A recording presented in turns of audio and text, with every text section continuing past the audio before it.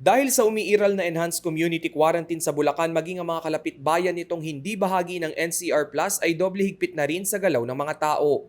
Sa Candaba, Pampanga na border ng Baliwag at San Miguel, Bulacan, 24/7 ang checkpoint kung saan hinahanapan ng negative COVID-19 test results ang mga nais tumawid ng probinsya.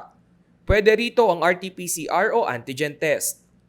Pinaalalahanan din ng mga biyahero at motorista na magdala ng ID o hindi naman kaya'y Certificate of Employment bilang patunay na essential ang aktibidad sa labas.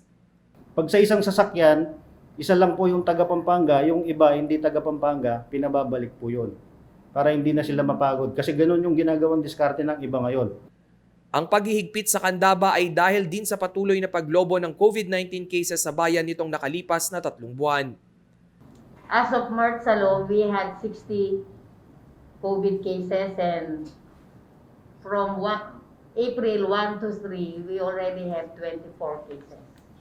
Higit kalahating porsyento sa mga nagpositibo sa bayan ay nahawa mula sa kanilang mga kapamilya at kaibigan na may exposure sa mga high-risk area tulad ng Bulacan at Metro Manila. So sila yung lumalabas, nakikipag-meeting sa labas, pag uwi na rito, yun ang nakita namin nakakakuha sila.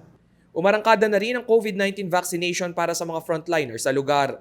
Sa 500 medical frontliners ng Candaba, 300 na ang nakatanggap ng bakuna. At inaasahang ngayong linggo ay makatatanggap na ng COVID vaccine ang natitirang 200.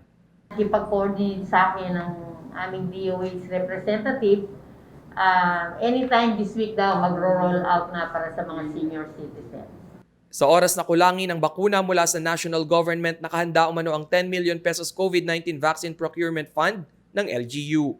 Sa latest coronavirus bulletin ng Candaba, 180 ang kumpirmadong kaso sa lugar. 61 sa bilang ay active cases. Rainiel Pawid, CLTV News.